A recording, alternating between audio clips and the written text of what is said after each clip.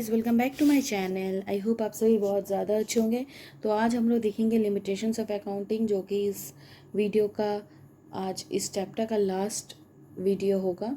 ठीक है, तो देखते हैं लिमिटेशंस ऑफ अकाउंटिंग। ठीक है, सबसे पहला बेटा हम लोगों को ये पता है कि अकाउंटिंग में हम लोग क्या करते हैं, मॉनेटरी आइटम्स देखते हैं, राइट? पता है कि नहीं? तो इसका मतलब क्या है कि जो नॉन मॉनेटरी आइटम्स होता है वो इग्नोर हो जाता है। ठीक है, so it is one of the limitation that it ignores non monetary items. Why? क्योंकि यहाँ पे सिर्फ मॉनेटरी ट्रांजेक्शन्स ही रिकॉर्ड होते हैं। Okay, now next is it is based on estimation. Y it is based on estimation? क्योंकि जब record होता है ना कोई भी चीज़, वो एक एस्टिमेशन पे ही रिकॉर्ड होता है। जो हमारा अकाउंटेंट होता है वो, या फिर कोई भी जो एस्टिमेशन कर रहा है, ठीक है, जो अकाउंट में रिकॉर्ड कर रहा है, वो एकदम प्रिसाइज वे में, ठीक है, अकाउंट पे रिकॉर्ड नहीं कर सकता जब तक बुक क्लोज ना हो जाए। ठीक है, तो एकदम एग्जैक्ट पता चलता है बुक क्लोज होने के बाद, लेकिन एक एस्टिमेशन के बेसिस पे, एक फ्यूचर इवेंट्स के पास्ट इवेंट्स के बेसिस पे क्या होता है, एस्टिमेशन होता है। So some accounting figures are based on estimation, so they may not be fully accurate. Okay, third क्या है, it is possibility of manipulation हो सकता है, छेड़छाड़ हो सकता है। So accounts can be manipulated to show higher or lower profit. कभी कभी प्रॉफिट ज़्यादा दिखा देना, कभी प्रॉफिट लोअर दिखा देना, ये सब प्रॉब्लम हो सकता है। Next, historical in nature. Why it is historical in nature? क्योंकि accounting record past transactions only and does not predict the future. Accounting में फ्यूचर में पैसा आने वाला है वो नहीं रिकॉर्ड होगा, आया है तो रिकॉर्ड होगा। ठीक है, so accounting records past transactions only and does not predict the future. ठीक है, जब आ जाएगा तब रिकॉर्ड होगा। ये 4 पॉइंट हुए हैं इसके, और ये चीज़ याद रखना, इस चैप्टर से 3 से 4 मार्क्स का क्वेश्चन आता है। ठीक है, तो बहुत ज़्यादा इस पर टेंशन लेना, 4 पॉइंट इज़ एनफ। ठीक है, 4 पॉइंट याद कर लो। ठीक है, इसको थोड़ा बढ़ा चढ़ा के लिख देना, यू विल गेट मार्क्स। ठीक है, अब हम लोग एक और देखते हैं, ठीक है, जो कि इम्पोर्टेंट है, that is what are the qualitative characteristics of accounting information. क्या बोलना है? Qualitative characteristics of accounting information. ठीक है, चलो देखते हैं क्या होता है qualitative characteristics. Qualitative characteristics are special qualities और features that makes accounting information useful. क्या हम लोग ऐसा स्पेशल फीचर्स देखते हैं जो अकाउंटिंग इंफॉर्मेशन को यूजफुल बनाता है, अंडरस्टेबल बनाता है, रिलायबल बनाता है यूज़र्स के लिए, such as owners, investors, bankers and government authorities. आपने प्रीवियस वीडियो देखा होगा तो उसमें ये वर्ड सारे आए थे। ठीक है, जिन नहीं देखा है जाके देखो। So these characteristics help people to make correct business decision. ठीक है, देखो अल्टीमेटली कॉमर्स पढ़ने का ही मतलब है कि हम अपने बिजनेस को कैसे बढ़िया बनाएं, अपने अकाउंट्स को कैसे बढ़िया बनाएं, प्रॉफिट की तरफ लेके जाएं। तो ऐसे कुछ क्वालिटेटिव कैरेक्टरिस्टिक्स होते हैं अकाउंटिंग के, जो क्या करता है, सही डिसीजन लेने में हेल्प करता है। Okay, now let's see what are the characteristics. सबसे पहले, ये सब आप लोग पहले ही बहुत बार सुन चुके होंगे, ठीक है, पर ये बहुत इंपॉर्टेंट है, ये क्वेश्चन VVI है। ओके, ये इंपॉर्टेंट है।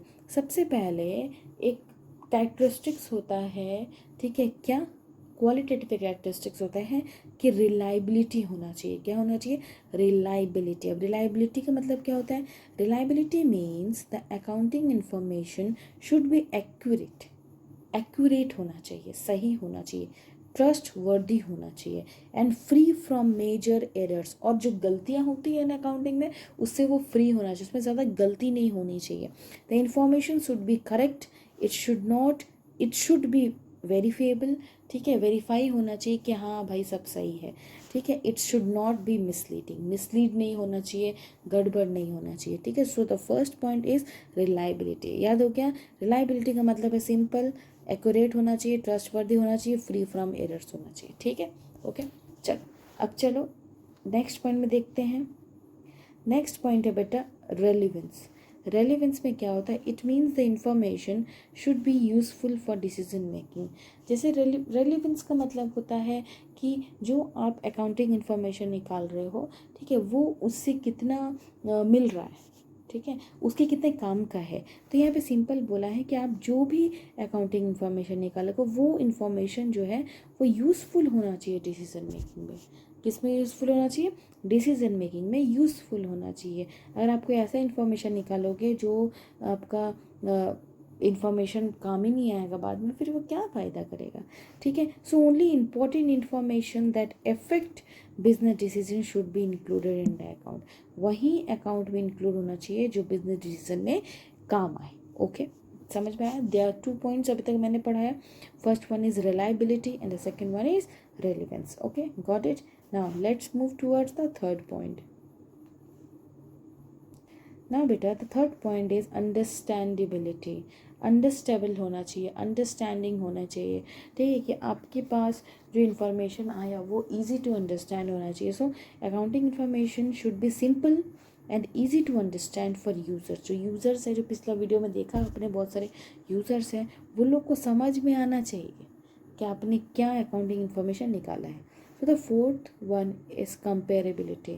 कंपेयर कर सकें हम। So comparability means accounting information should help users compare. कैसे compare?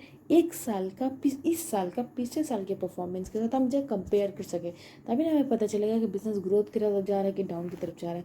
So 1 year performance with another year के साथ हम लोग कंपेयर कर सके, और 1 ईयर विद अनदर, और 1 बिजनेस विद अनदर बिजनेस। मान लो किसी ऑर्गेनाइजेशन का 2 बिजनेस है, ठीक है, अब 2 बिजनेस है तो वो मिला सके कि हाँ हमारा बिजनेस, अभी जो ये बिजनेस है वो बिजनेस में कितना क्या कंपेरेटिबिलिटी है, कम कंपेयर कर सकते हैं, प्रॉफिट जा रहा है, लॉस जा रहा है, क्या जा रहा है, या फिर हमारा राइवलरी का, मान लो कोई राइवल है, उसका सेम टाइप का बिजनेस है तो उसका क्या प्रॉफिट लॉस है, उससे हम कंपेयर कर सकें। सो ऐसा इन्फॉर्मेशन आना चाहिए जो हम दूसरे के साथ कंपेयर कर सकें।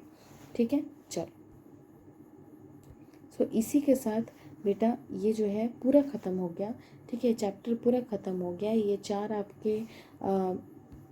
आपके थे qualitative characteristics of accounting information. इससे पहले ऑलरेडी 3 वीडियो आ चुका है। बहुत छोटा छोटा वीडियो है, कोई 12 मिनट का, कोई 15 मिनट का, कोई 10 मिनट का। ठीक है, देखो बहुत सारे टीचर्स क्या करते हैं ना, एक ही वीडियो में पूरा 1 शॉट पढ़ा देते हैं। अभी 11th आपके लिए बेटा बहुत ज़्यादा न्यू है। ठीक है, इतना अगर एक साथ पढ़ोगे तो बहुत कंफ्यूज हो गए। इट्स बेटर कि छोटे छोटे वीडियो से पढ़ो और मज़ा भी आएगा। मेरे वीडियो नहीं समझ में आ रहा है, फिर से देखो। मान लो फिर भी नहीं समझ आ रहा तो किसी और टीचर का तक जाके देखो। अभी हमारा मेन मोटिव है कि आप वह समझ पाएँ।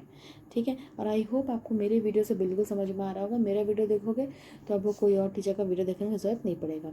ठीक है, साथ ही साथ BST भी चल रहा है और क्लास 12 का BST भी चल रहा है।